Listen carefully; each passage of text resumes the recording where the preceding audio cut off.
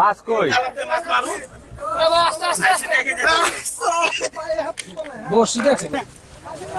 কত কেজি হবে?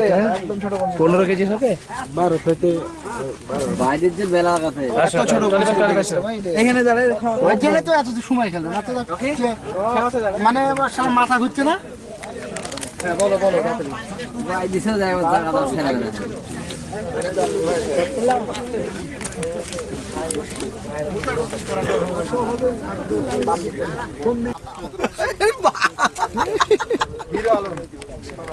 এই যে আর ছবি তুলছে আরেকজন না তো টোটো গেছিলি আবার